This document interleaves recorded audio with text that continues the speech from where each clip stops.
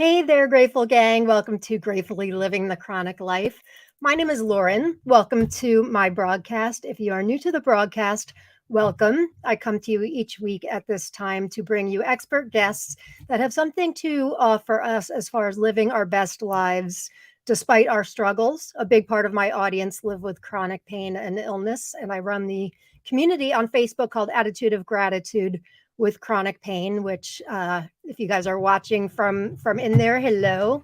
Oh, I was just telling my guest that I'm a klutz, and yeah, I thought I just kicked myself out of the broadcast, which has been known to happen, but I'm usually back within a couple seconds, but didn't happen, not yet anyway. So thank you for, if you're watching live, thank you. If you're watching the replay, thank you as well. If you are watching from inside Attitude of Gratitude with chronic pain, I'd just like to remind you to please sign in if you'd like your comment. We are an interactive broadcast and we welcome wholeheartedly comments and questions from the audience. But if you want your name and your profile photo to show up, you need to grant StreamYard permission because it's streaming in a private group.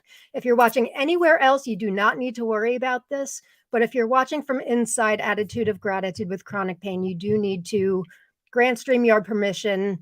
Just say, let StreamYard see your Facebook Live comments, and then you'll be all set. Otherwise, you show up on my screen just as Facebook user. And if you don't mind that, then that is just fine. You don't need to worry about signing in. I wasn't here last week. 2 weeks ago, we had the ladies from Mini Meds doing mindfulness meditation with us. So I thank them for being here with us. And we have a great guest next week it's actually we've got 2 weeks of Tonys, and both of them being female. Next week, we have a show favorite. Toni Bernhard is going to be back with us. She is an author and a chronic illness writer. She has written, if you watch, I did a video blog post a couple of weeks ago on my 10 favorite books on living with chronic pain and illness, and Toni's books top the list. These are two. She has a Buddhist-inspired approach to living well with chronic pain and illness. So she's been on the show several times, and she will be back with us next week. Have a great, great guest tonight. The other Toni, her name is Toni Powell. She is a author and a storyteller, and she is hilarious. She has written this wonderful book called The Yellow Car, and she talks all about gratitude and worry. So I'm going to bring her on in just a minute. She's all the way from Australia with us tonight. So I'm very grateful to have connected with her, actually connected with her through another show favorite, Dr. Kerry Howells introduced us. So I'm grateful for that. I just mentioned my vlog or video blog. I just started this on my YouTube channel, which is Gratitude Addict. I have been posting, this show is called Gratefully Living the Chronic Life. And so I've been this is episode like 93 or 94, I think, offering expert guests each week, like I had already said. On the YouTube channel, I am now doing Gratefully Living My Chronic Life, where I am showing video clips and strategies and all of that on how I live my life. It's a personal look into how I live my life. Yesterday, I posted a short video on a mental health day that I took on my friend's farm. I did a really powerful, I think, video last week on gratitude and chronic pain, which I've been trying to make for a while, and I finally got that published. So if you would like to be informed of everything that comes out, please subscribe to my YouTube channel, and it helps me out to get subscribers as well. So I would appreciate it. Again, we welcome all sorts of questions and comments from people. Hi, Heather from Vancouver. Thank you, Heather. Nice to see you. This is what comes up on my screen as Facebook user if you don't sign in. But thank you, Heather. Thank you for telling us who you are. Christine Malloy is here. Hello, Christine. And Linda Edwards is here. Hi, Lauren and Toni. So while we're saying hi to Toni, let's just bring her on. I welcome to the show Toni Powell. Hi, Toni. Thank you for being here. Hi. Thanks for having me. It is, what, about 9 or 10 in the morning there, your time? 10 a.m. 10. Yeah. Well, thank you. I know we first met a few months ago. We were introduced, like I said, through Dr. Kerry Howells, who has become a friend of mine. And I love the work she does with gratitude. But she thought that you and I should meet. And I think after reading your book, going through your videos and all that, and meeting with you one-on-one, your work with worry is something that I know my audience can really benefit from. Plus, I love your sense of humor. You've got sass, and I quite enjoy that. Good. So your book is called The Yellow Car: How I Stopped Driving Myself Crazy. Actually, we were talking about we're going to air a video that talks about the book. Do you want to do that now? Sure. All right, Yeah, let's do it. good. So let's get this up here. This is a video that really summarizes her wonderful book here. Let's go. One night in a quiet suburban Let me street. start over. Here we go. Late one night in a quiet suburban street, a little yellow car drove into my life and saved my sanity. This is the story of what happened. My husband Phil and I are visiting our best friends Mark and Karen. We're sitting out on their front veranda drinking wine and just starting to enjoy ourselves when we hear violent pounding coming from downstairs. We look at each other confused. Axe murderer, I suggest. Make sure they don't knock. The pounding starts again. We can't agree on who should go down to face certain death, so all four of us descend the stairs. Karen bravely opens the door, and we see that the possible axe murderer is really an irate woman who immediately takes a step inside, looks straight at Phil, and barks, "Is that your car on my nature strip?" Phil repeatedly reassures her that the little yellow car outside her house isn't ours, and eventually she leaves.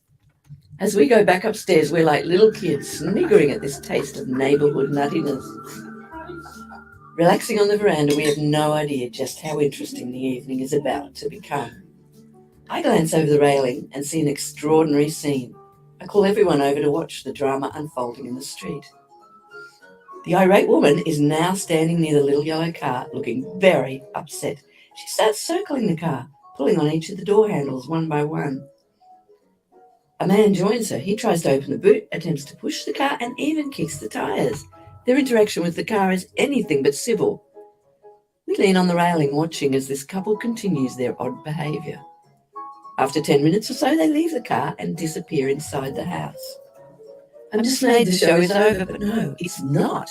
To our great delight, the couple are back outside, pacing up and down their tiny veranda, talking in an animated manner and waving their arms around. Finally, she stops pacing, puts her hands on her hips, and gives the car a death stare, while her husband gets on his mobile and begins an intense conversation. By the way he gestures toward the car, we can guess what it's about. We're all rather thrilled to have box seats to this silly street opera. Now, I know you might be thinking that this is an older couple. Not at all. They look to be in their 20s, and this is Friday night. To our astonishment, the couple come out through the front gate and begin their performance all over again. It's as if we've pressed replay. He ends up leaning in the doorway, so there's a tragedy. We're doubled over with laughter. Tears are running down our faces. We're almost wetting ourselves.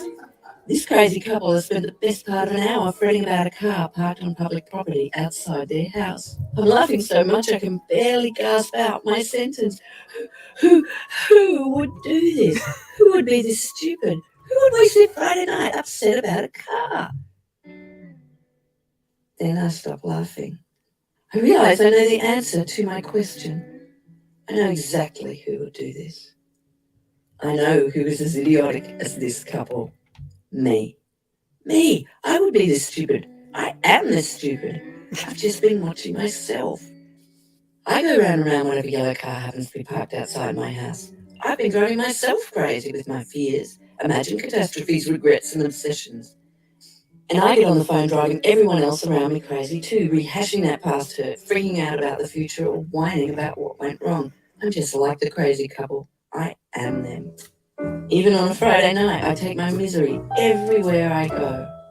After a few moments of sobering enlightenment, I say to Phil, whenever I start doing that, whenever I start acting in that insane way about something I can't change, or some imagined something that might happen in the future, remind me about tonight.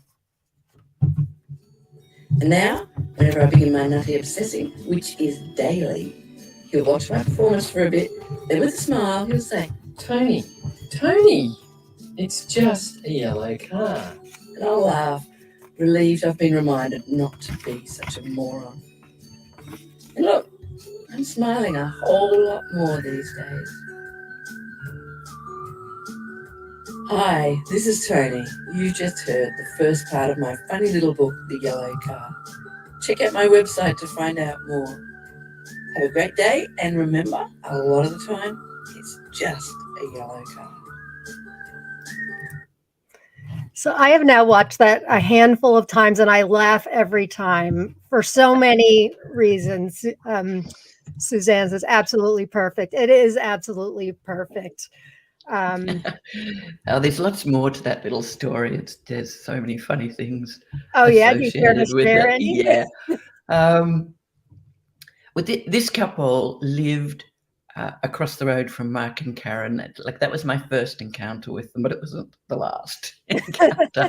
They basically terrorized the street for the entire they lived there till the end of 2020 and terrorized the street. Like, they were harassing everyone about cars. They got the council involved. They just went on and on and on. Anyway, at the end of 2020, they started moving, packing, and Karen could see them. And on the last day came, and their trucks just left, and she saw them down there and thought, oh, they've never read that book.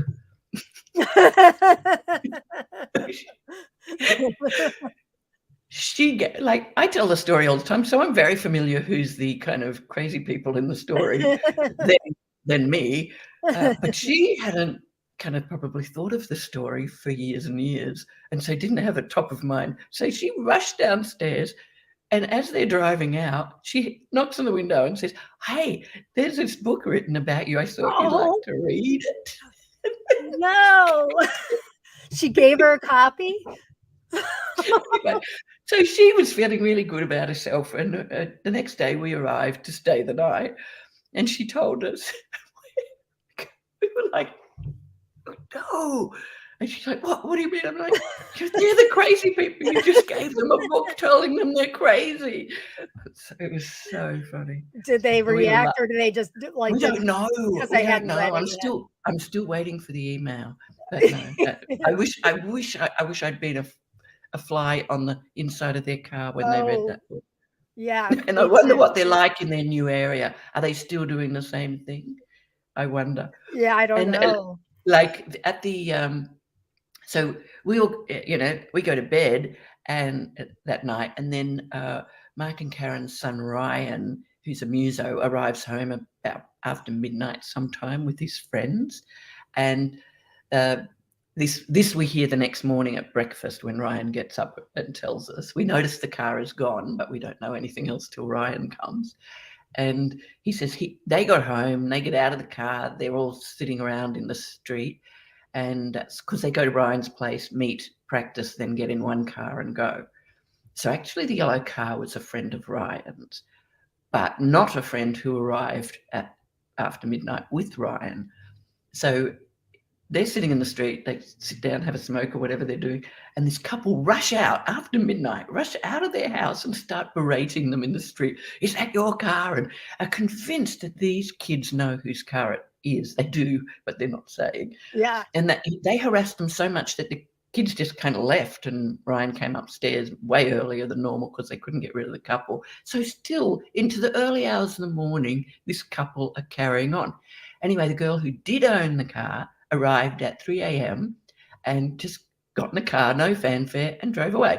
They weren't even around. And when I heard that in the morning, that was like, nothing they did made any difference. It didn't help. It wasn't the cause of the car leaving. It didn't shift the problem. And then I was thinking, almost nothing I've ever worried about has done anything to change the situation. And you have that. I actually have that highlight. Well, it's actually this big old page right at the end. All the worrying I've done hasn't affected the outcome at all. Yeah. That is such a great point and way to end the book, because it's so true. We think that, well, none of us want to worry, right? Nobody wants to worry. We know we shouldn't worry, but often that's easier. Oh, no, we should worry.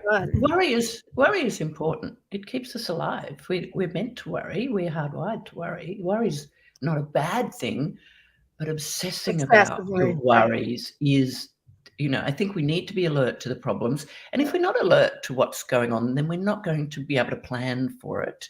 And we need to, and I kind of think that it's a good practice with anything you're worrying about to examine the worry. And I think the 3 categories you can put worries in are, like if you were to write a list of worries, and then you could have 3 columns: change, plan, or yellow car. And it's one of those 3 things. Either you can do something about it, you can change it, or you can plan for it, or you can't do either, and then it's a yellow card. And might as not spend any time on that, because Right. it's going to drive away or not of its own accord, and you can't move it. No amount of pushing or trying the doors or ringing people in the middle of the night is going to help. Right. Um, I say in and my my intention journal, the last book I have out, that think about it, is it something that will matter in 5 years? If it will, if it won't matter in 5 years, give it 5 minutes and try to do what you can to see if you can move forward. Because I know for me, I used to get so paralyzed with worry, and I know a lot of my audience can relate to this. When you live with a chronic condition, it's so difficult to not worry about not only what the future holds for us, like what will I be like at 60, 70, 80? What will my symptoms be like? If I overdo it today, what am I going to be like tomorrow? It gets big worry and little worries. And I used to get just so paralyzed by that, Toni. So what do you recommend for people and how to reduce worry in their lives? I think one of the best things to do is examine your worries, because often we worry about totally the wrong thing, and then when you examine it, you realize what you're doing. So a good example of that was very, very shortly after the yellow car happened. My husband came home he worked in a job. He and my son had jobs where they designed and built puppet animated puppets for window displays, like the Christmas Oh, displays. wow. I mean, just the most fun job, just so Yes. creative and interesting. So that he was never home early. But this day he came home like at 10 o'clock in the morning, and I was completely baffled. But then I realized it was our wedding anniversary. So I was thinking, oh, how exciting.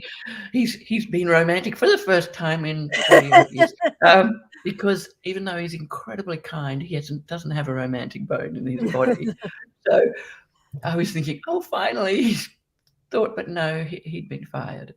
In fact, the whole place had been fired, and it was just, I think, 10 days before Christmas. And I had been doing like what I do, teaching about this in corporates and education for years, but I had stepped right back from it because my mother was diagnosed with dementia, and so I was starting to help care for her. So I wasn't working at the level I was working, so we were pretty reliant on his income. And we just moved into a much more expensive place. We were like, no, and went into a complete panic. And then a few weeks later started remembering the yellow car. So kind of got through the next 2 years of being unemployed, and it was financially a nightmare. Yeah. Using the yellow car. But early on, we were on the beach one day, and Phil was saying he felt ill, like felt sick, like he was going to vomit from worry. And he's the most laid back person who never worries at all, generally. And I said to him, well, tell me what you're worried about. And he had trouble articulating it. But after a while, we came to back and forth. He said, I'm worried about being homeless. And I just, I laughed so much I couldn't stop laughing, because homeless was never going to be the problem. My mother lived around the corner in a 5-bedroom house. He was worrying about the wrong thing. My mother would have loved nothing more than to I'm have sure. Philip come live with her, cook for her, give her massages, and generally make her life insanely wonderful. He wasn't going to be homeless. He was going to be living with his mother-in-law. Oh, So that's we've worse. totally worried about the wrong thing. So I think, first of all, you need to find out what you're worried about actually the thing you should be worried about, because we do often have these vague worries, but we haven't actually ever kind of unpicked them and seen, what is it I'm actually looking at? And when we unpick what we're actually looking at, then we can look at it and go, but can I change it? And sometimes there are things we can do to change it. Mhm. And while I'm someone who is really kind of, to put this in context, if you could have complained as an Olympic Olympic event. category, Yeah. I'd have won every year. I'd have won. Like I absolutely brilliant complainer. Like I've got it down. I'm very good at complaining. But I've learned the dangers of that, so I try not to complain. But normally I would just kind of complain about something, and what I've learned I need to do is take action, not complain. Like if there is something you can do, I'm not someone who's going to recommend just sit there and accept everything. Right. No, take action if you can change it. Lobby if you can change it. Get up and do stuff. Don't just sit there and whinge about it. Take action. Right. However, if you cannot change it, you've got to accept it. And if it's in the past, pretty much, we often worry about what we said in the past or what we did in the past or whatever. If it's in the past, you can't change it. Can't change it, right? You could apologize or you could forgive, but there's not really anything else you can do. And pretty much all past stuff's yellow car. The same in the future. Most of the future's yellow car. You can plan for it a bit sometimes, but pretty much most of it's a yellow car, and really it isn't going to get you anywhere at all to worry about it. It's like a rocking chair. It's not going anywhere. Kind of comforting. It's got a rhythm. It's kind of comforting in a way, but it doesn't do us any good. So I think the looking at what I can change and take action on, looking at what I can plan for, and then just being very conscious to it's a yellow car and I have to accept this if I can't do either of those. And that cuts out a massive amount. I also love the statistics. I think it's like over 90%, I think it's 91% of people who have like chronic anxiety worries diagnosis, 91% of what they worry about never happens. So these people are like worry warts on steroids. So they've got the worrying area under the control. They've got that area. If the experts in worrying, only 9% of what they worry about happens, then we're probably way better. We're probably only going to have a couple of percent of what we worry about. And what I really try to keep in mind is that this worry is just stealing my joy today. It is. It's taking from today, and I'm not getting what I can out of today. And that definitely impacts your capacity for gratitude. I think, and correct me if I'm wrong, but I feel like often we feel like if we're not worrying, we're not being proactive, as if worrying is going to change something. Am I accurate about that? Yeah, I think there is quite a feeling, I think especially for a mother, that if you don't worry, you're not caring. Oh, that's a good point. Yeah, so I think worry can feel like caring. And I frequently, like I have people in my family with some fairly serious stuff going on, and I'll talk about it to someone and they'll say, aren't you worried? And it's like they're saying, don't you care? Because I'm not behaving in a worried manner. I'm not going, oh my goodness, this is good. I'm just sharing information, and they're looking, but aren't you, what's wrong with you? You're not worried? Mm-hmm. No, because it's not going to help them. It isn't going to help them for me to be stressed and anxious because worry is going to lower your immunity. I'm more likely to be sick. I'm more likely to be unable to help. The ongoing domino effect of worry is so profound, as you know, with unhappiness. So I'm not going to be as effective for my family if I'm lost in worry. That's such an excellent point, Toni. You've got me thinking, because like I said, when you live with chronic pain and illness, worry is like on steroids. And then the more we worry, the more stressed out we get. And the more stressed out we get, I know, at least for me, I make myself more sick. And I'm not saying that I create my illness at all. That's not what I'm saying. But it definitely exacerbates my illness when I'm stressed out. So it is a vicious cycle, isn't it?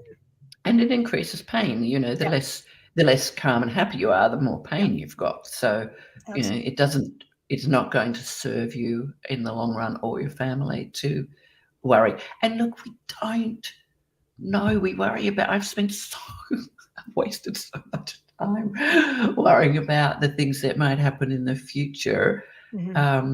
Never seeing, you know, oh, my old age is going to be like this, and I'm going to be poor, I'm going to be homeless, we'll be living on the street, all this stuff. I don't know how many years I've gone through that sort of stuff. And yet now I am older. None of those things have actually happened. It wasn't my worry that stopped them happening. They just worry just uses up your energy to do something creative or good or exciting. You know, we wrote that little book while we were unemployed.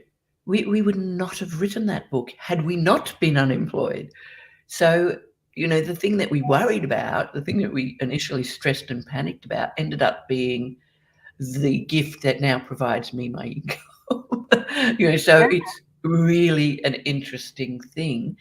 And we had that and you speak about it all over the world. You're a world-renowned speaker on this topic, so it did pay off for you. You're right. You used that energy and you made it creative. And now so we took the energy we would have spent being miserable and worried, and I didn't know how to draw, and obviously we didn't have the funds to hire an illustrator.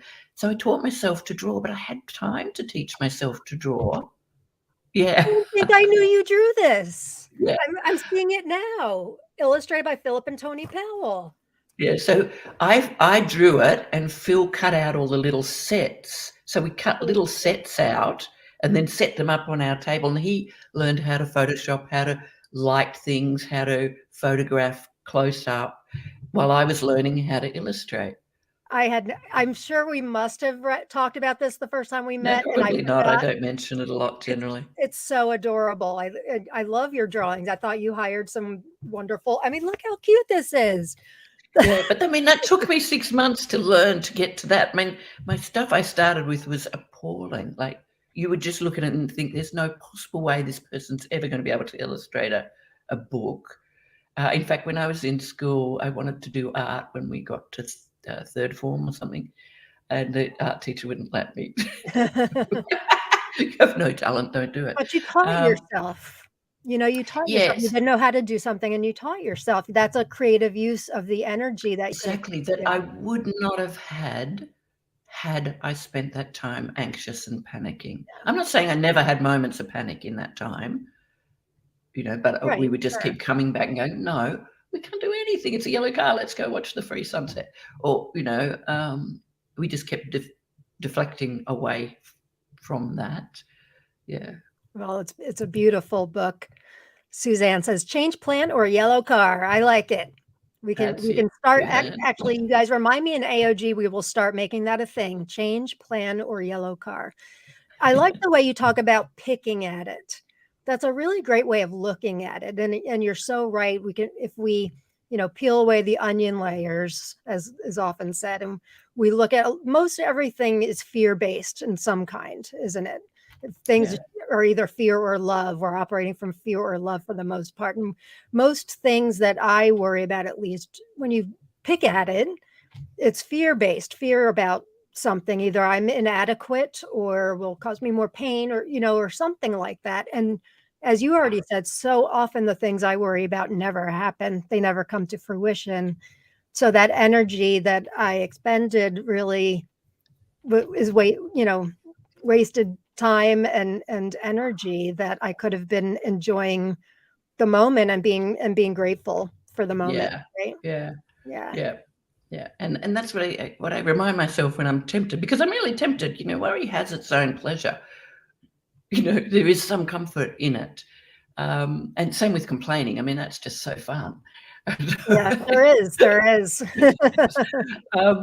And same with being depressed. There's a lot of payoff in that. You know, I've had a lot of experience with that.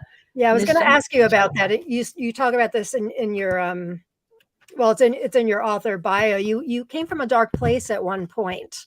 Yeah. And now you do this work about happiness and gratitude. How did that all happen? Yeah, I'm a bit of an idealist and a bit of a I only know 100%. Like I only know, Yeah, so I tend to guilty. go to an extreme on something. I got diagnosed this year with ADHD, which really explains. um, so my husband, I'd moved to a new town. I was feeling really alone, and it was rural, and it didn't have the things I was used to, the pubs, the music, the live music, or the social life and the friendships, and I was very lonely and feeling quite unhappy. And so I decided I'd give myself something to look forward to. So I decided to with family make a short film and enter it into a short film competition. No experience, none whatsoever. But I didn't think I'll enter. I thought I'll win. I'm going to go into a Of course. competition and win. Right, of And so course. we planned for a year to go in this competition and win. And we did. We won. And we Wow. won, in fact, every category. We just cleaned up. Wow. And at the after party, one of the woman who ran the festival said, "Look, you need to enter that film in reshoot it and enter in proper film festivals, because this was a 24-hour one. You'll do well in film festivals." I was like, what? So I didn't, like, at that point, I barely had even ever used the internet. So I got on a website that helped filmmakers enter film festivals, and I got on the message boards and I got involved in them, and I started entering the film in film festivals. We eventually screened in 160 film festivals around the world, won tons of awards. And Wow. this meant we then were traveling. Like, this is people living in a 5 acres in Gympie with no history of filmmaking, suddenly traveling around the world with a film. It was just crazy. Yeah. Well, not around the world. We went to the States and did festivals in Australia, but it screened all over the world. And while I was going to festivals, I was thinking, what we really need, because the festivals mostly were fairly dark content Mhm. or alarming. So our little uplifting, sweet piece of light would be screening sandwiched between some fairly hard stuff. And so we were sitting there, and I would feel quite assaulted by what I had viewed frequently. And I thought, but then I would also see these other little beautiful gems. And I thought, if we could take all the little gems and put them in one festival. So I started a film festival, an Good for you. international film festival with a really big international vision that took off and went crazy. But 4 years in, the board took it off me. And that was unbelievably devastating. Didn't see bet. it coming. And the topple-on effect meant we lost our house and our business and things. Just a whole lot of things happened. And I just felt like, here I'm now in my 50s. I've just lost my dream because I was running this, and it was Sure. it was galloping toward my vision, which was this was the same year, around the festival, the same year YouTube started, Mhm. and I could see that film was going to parent our Mhm. kids. And so this was kind of my vision, to have a huge amount of people making life-affirming films. And so this is all even coming across gratitude. And then to see that smashed when it was heading there, and It would be it like was, to me, it would be like if somebody took attitude of gratitude with chronic pain away from me, I would oh, be yeah. shattered, Yeah, absolutely shattered. absolutely. Like, Exactly the same thing. yeah, Your baby gets yeah. taken and no warning, and then all these horrible things happened. And straight after, Phil got Rossiter fever. He was sick for a year. So our business. So this was the second time that, like, the unemployment for 2 years happened later. This happened first. So Mhm. we pretty much lost a lot already. And we were only just getting back on our feet when the other thing happened. So that's why I used to worry, thinking, I'm going to be homeless at this rate. Or move in with your mother, either way. Or moving in with my mother. Um, so Yeah, where was I? Yeah, so when all that happened, I discovered I didn't have the tools to deal with something so big, and I really didn't know how to do it. All I did was get furious, hurt, shamed because it was very public. Oh, Like, it really? was big and public, and we lost a lot of relationships over it. So, and there was a close friend betrayal thing. So there was a lot of things, and I just didn't have the resources to deal with it. So I just was talking about it constantly. I was angry. I was just focused. I didn't think. I ate and breathed that topic for a year, and basically spent the year crying. And then eventually I thought, I can't get these thoughts out of my head. They are going to live here forever, and that this pain will be forever. And so I just wanted to kill myself because I couldn't bear to live with this pain. Mm-hmm. And I really didn't want to end up on chemicals. So I was looking for an alternative to that. And my husband insisted I go along to a course called, what's it called? The Lightning Process. Oh, that's right. I remember you telling me about about it. this. Yeah. Yeah. And people with chronic pain do that course, and people often have fairly significant happenings. And anyway, I went in the morning. I went to please my husband, not imagining in my wildest dreams it would have any impact on me, because I've been to that many courses and done that many things over my life, and I never ADHD doesn't actually take most of it in and doesn't do anything about changing it because it lacks discipline. So I'm thinking, oh yeah. What is it called again, Toni? The lightning process. Okay, the lightning process. Yeah. Okay. So it's 2 or 3 day program. By lunchtime on the first day, I understood why I was depressed, how I had got there, and what I needed to do to get out of it. And that course was so profound. They had a process of approach of what you do. I had already, they don't talk about gratitude, but my daughter had been doing a project called 365 Grateful and taking photographs. Mm-hmm. And so I intellectually understood gratitude. Like, I'd been exposed to it, but I couldn't see how it would help me because I couldn't find a single nice thing. I didn't feel grateful about anything. Sure. I was yet to discover that it's an action, not a feeling. Right. And I didn't get that to begin with. But once I did this course, I understood why gratitude would make a major difference to your brain chemicals. And so then I started practicing gratitude, and everything changed. And that's now what I do. Do you know, like, how quickly were things turning around for you? I mean, it sounds like you had a light bulb moment, but did you start practicing gratitude right away? Instantly on the day before lunchtime, from like 8 a.m. to 12, in that period of time, I went from despair to hope and could see the path. Within a month, I was not depressed. Despair to hope. That's huge. Yeah, so despair to hope was a really big move. Yeah. Then gradually. Now, that's not to say I think that people with ADHD are sort of chronically depressed. I think that the nature of the brain differences tend to make you chronically anxious, chronically depressed. I'm not saying I don't have depression in my makeup. It's there, and it's, sometimes waving at me going, come on over here. And sometimes I'll go over and hang out for a while. Yeah, sure. Because, you need to wallow a bit now and again. We don't want to be dangerously positive and freak everybody out. I tell people all the time, I say, it's okay to have a pity party. Just don't be the person that overstays your welcome at the pity party. Yeah, 3 days later, no. Look on to no. So anyway, I think we do like a little bit of self-pity now and again. Sure. But I just view it as, this is like eating way too much chocolate. There are going to be consequences if I stay here. Right.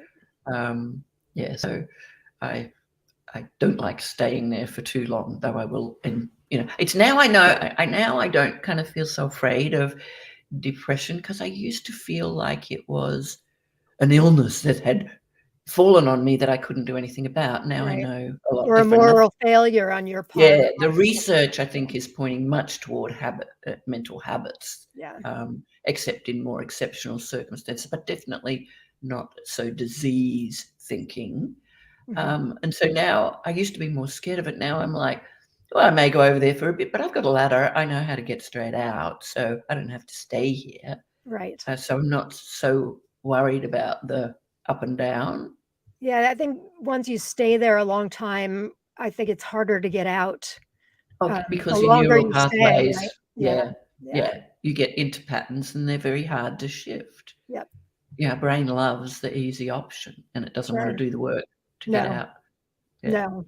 And most people that don't understand the way gratitude works and the fact that it's a practice and an action think, especially if you're framing it in chronic pain and illness, people are like, well, that's just stupid. Gratitude's having its 15 minutes of fame. And of course you're going to apply it.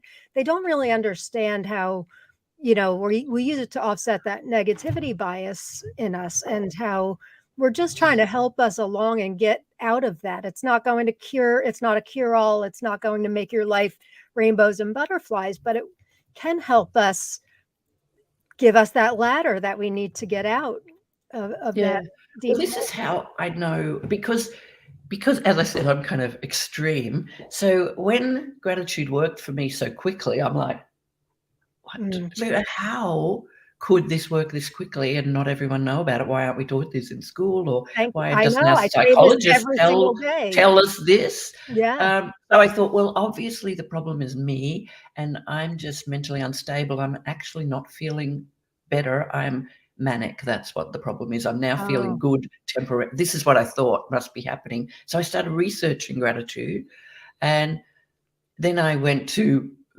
thought, all my research did indicate that what I was experiencing would be what anyone could expect to experience who practice gratitude. So then I thought, this is really real. So then I started working on a documentary and flew over to the States and interviewed lots of people, all over the States, Canada, and throughout Australia, neuroscientists, people who had nothing to do with gratitude, who were just straight neuroscientists, and just kind of tried to unpack why it all worked. And I was planning to make that into a documentary, but was unable to. But that's how I ended up teaching in corporates and things, is because I had all this stuff and I was like, I have to tell somebody, and people in the street don't love it if you run up and tell them stuff. Strangers in the street don't want to know. So I had to find someone to tell. Don't talk to me about gratitude. I don't want to hear it. Yeah. So but I run programs. I do a lot. Have ended up not by my, I haven't sought this work. It's found me, but I just am so filled with joy that I'm doing it, because I have ended up running kind of online programs with group coaching for school principals and deputies. And I just love watching that over the 8 weeks, these stressed people who are so time poor and so hardworking and, with COVID so under the pressure, just blossom in 8 weeks, and then hear afterwards how that filters through the school and down to the students. And basically I am really teaching them about gratitude. I just frame it in a lot of science, and set it up well before we get to gratitude. Yeah, I think, since I've been doing this work, the science has really come such a long way. When I first started, it was, gratitude is this woo-woo new agey thing. And now there's the science to back it up. Excuse me. And for some people, they need to hear that.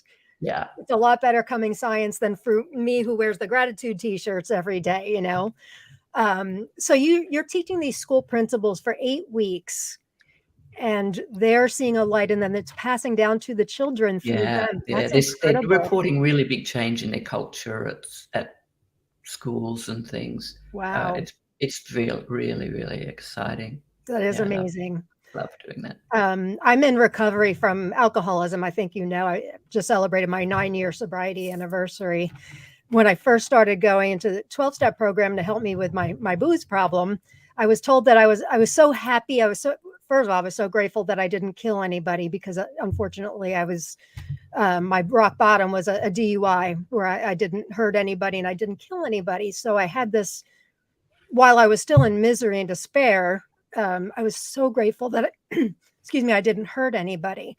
So I was like lighter than air. Don't get me wrong. Nobody likes to be at rehab and wondered what the heck I did with my life, but I was so light, I guess is the word I would call it. And everybody would tell me, you're on a pink cloud. Do you know what a pink cloud is? No. It's basically like a honeymoon period that a lot of people that are sober go through, that life is great. It's all sunshine and rainbows. And people would warn me, this is going to go away. It hasn't gone away. It hasn't gone away. But that's because I practice gratitude. I mean, maybe there was that initial, Yeah. what they call the pink cloud, but it hasn't gone away because I work at it. Exactly. Yeah. Yeah. Because I lived in that misery and despair. I lived there. It's not fun. And I, like you, I still go through those periods. And I would never claim that attitude of gratitude with chronic pain is going to cause or to rid people of clinical depression. It's not. No. You need to get help. But we help with the emotional aspect that, you mentioned, how does nobody know about this? That's how I feel. Why has nobody picked up on using gratitude for chronic pain? I've got a group of 10,000 members who many say that it has changed their lives. And that makes me so happy. Yeah. When I did the interviews, I interviewed the scientists and the researchers and people like that, but I also interviewed a really big range of people who had the most horrible things happen to them. Awful, terrible things, from disfigured children to losing children and partners to pain, all sorts of things. And because I wanted to see, we're in the real world with real difficulty, with the worst of things, with the worst of what life gives us. Does it actually work there? And again and again, it did have fantastic applications. It does. And I think a lot of people think, I'm telling people to look on the bright side, and that is not at all. No. Because you can only look on the bright side for so long, and eventually it catches up with you. We walk through our healing, we walk through it, and then we just decide we love our life more than we hate our pain. And we use gratitude to help us practice that. I've been neglecting our audience here. Hey, Helen, thank you for being here. Teresa, the journal. You can go on my website, gratitudeaddict.com, and find my books, my journals. So you can gratitudeaddict.com, which you see at the top of the screen. Hi, Arlene. Thanks for being here. I'm a worry wart. Yeah, many of us are. If you guys want to comment in the comments, what worries hold you hostage, if any? Please feel free to share. Suzanne says, take action, don't complain. Yeah, we can complain a little bit, right? I mean, I reckon one wine a day. One wine, yeah, not for me, but for everybody else. You've got to one wine, like complain. Wine, yeah. So you've got to decide: is this the one thing I really want to complain about? Is this big enough to complain about? Should I save it for something better later? Yeah, that's a good. So I give people that challenge: just cut it down to one wine a day. Enjoy the wine you're going to have, but cut it down to one. That's a good, one a day, and then you will filter which one's worthy of that one a day, right? Yeah. I think a lot of people get stuck and they complain about the same things over and over. Oh, yeah. The things that are outside of their control. And if, I think you complain about it. And then if you, like you said, if you can control it, change it, do something. If not, you've got to try to find a way to move on, because what's the point of keeping that on replay in your mind? You're never going to find any kind of joy if you're just replaying the same misery over and over. Yeah. Christine says, worry can give us the false illusion that we are always in control. Good point. Good point. Hi, Jane. Thanks for being here. So you mentioned that you're talking to the school principals, but you also have a workshop coming up, and you're offering a special price for our. Oh no, it's a 90-day program. Oh, right, so right. When I first started trying to get out of my very negative headspace, what I wished was that someone would come and tell me what to do today, because I didn't know what to do. I didn't know what to think.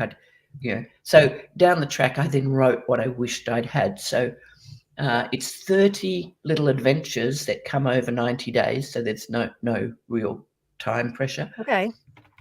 Each email has one little adventure that takes about 10 minutes, and then it has tons of other stuff. So you could spend an hour or two on each email, but really you only need to spend 10 minutes every 3 days to go through this little course on happiness. And that's perfect for my audience. Like, we thrive on things that we can do on our own time versus set in time and on a particular time. So I will put the link in the show notes, but it's, if you go to Toni's website or this link, it's tonipowell.me /adventure course. And if you use the coupon code, all lowercase adventure, you get 50% off. It's in US dollars, it's around $66. With 50% off, it's somewhere around $34, $35. So it's how many days again? 90 days?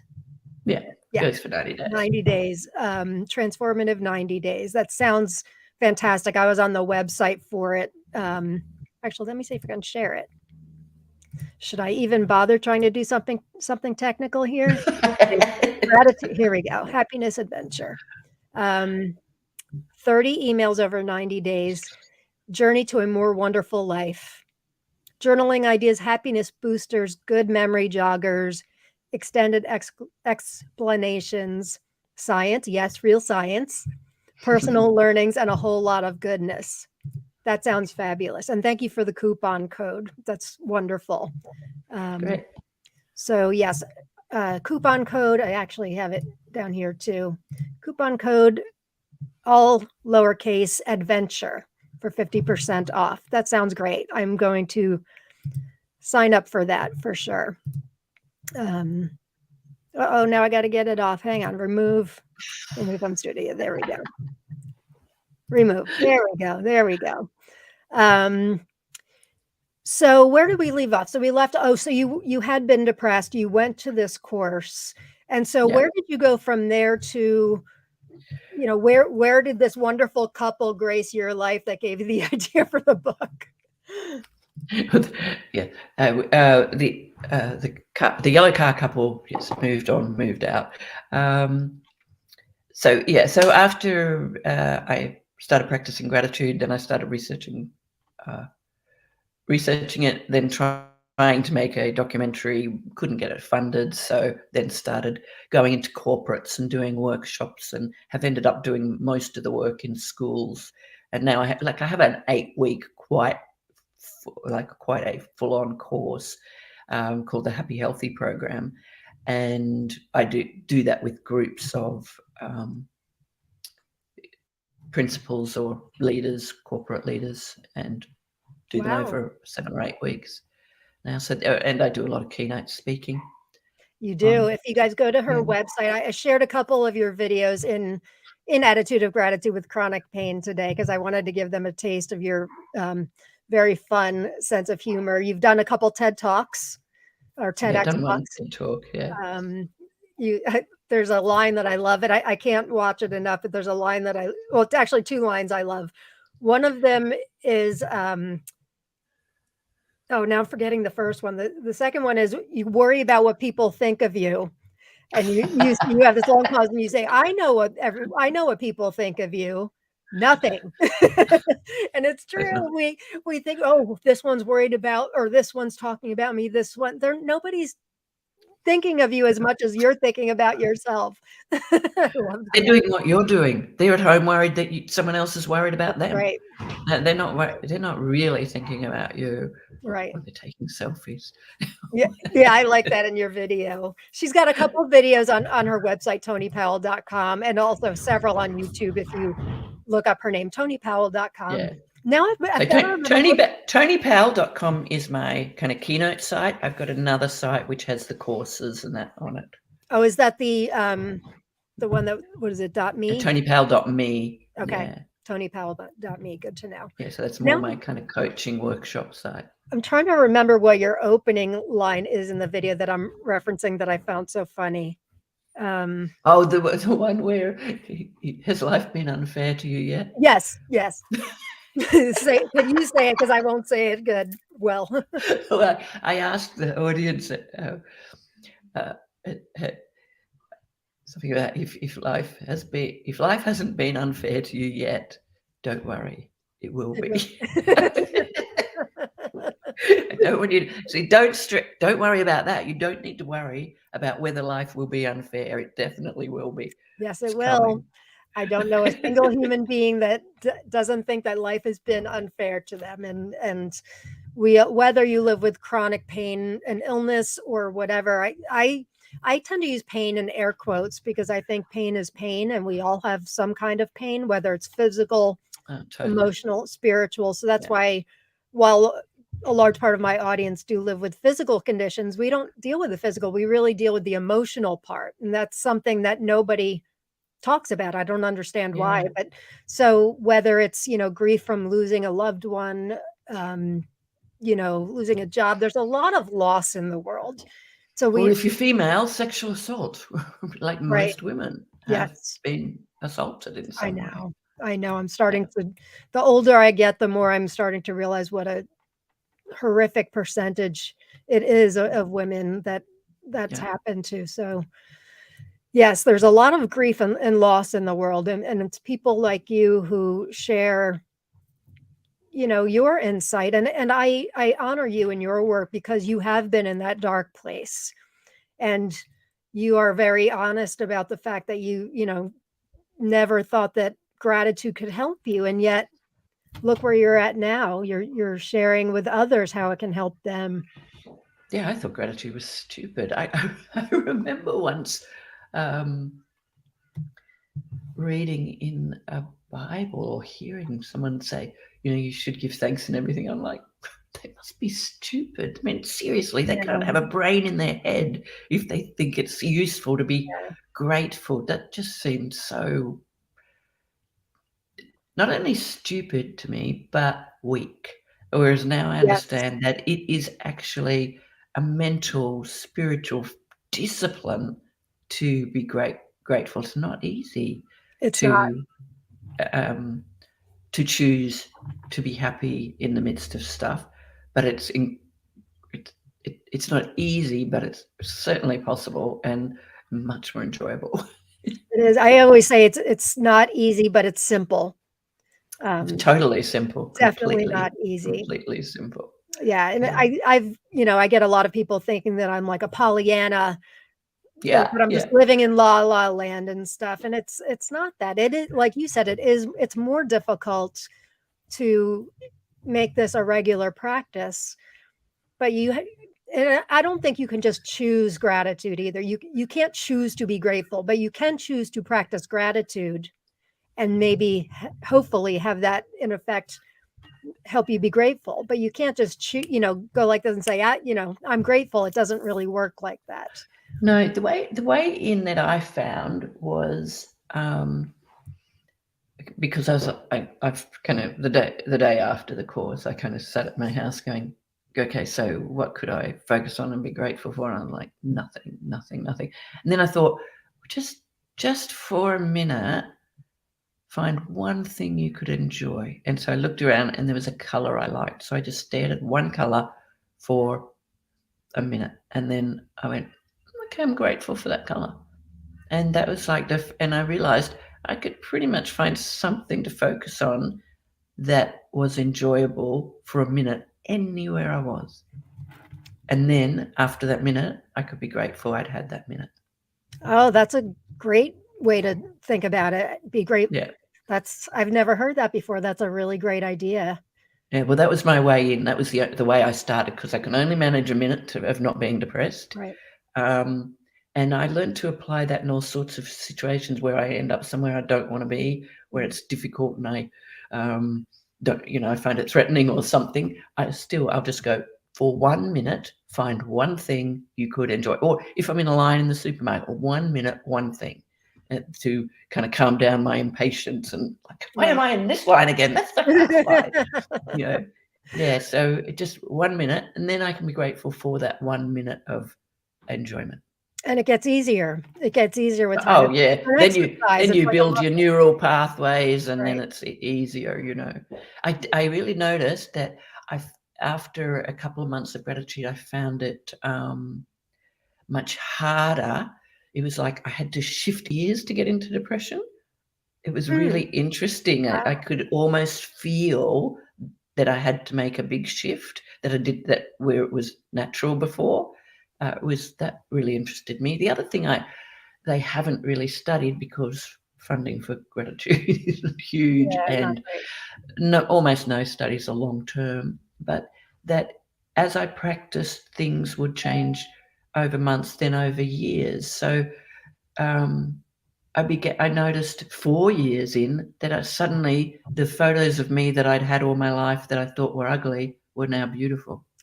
Like there were changes kept happening over years. I noticed more and more things change. How beautiful.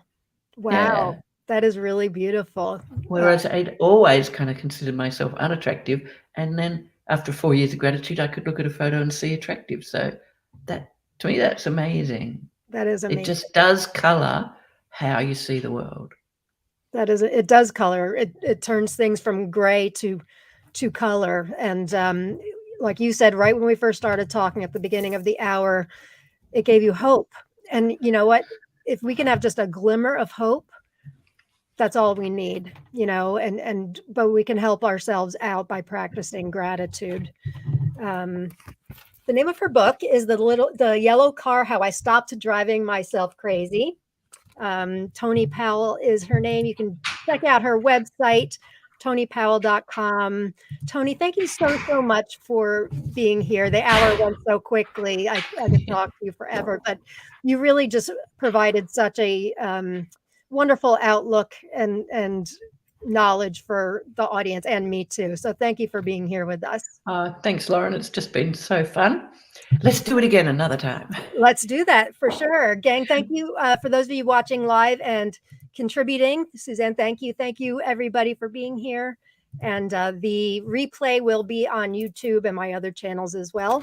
And I will see you next week with Toni Bernhard. Peace and love, and get your gratitude on, gang. See you later. So I've got a new closing. Let's see if I remember to play. Here we go. Bye, gang. See you next week.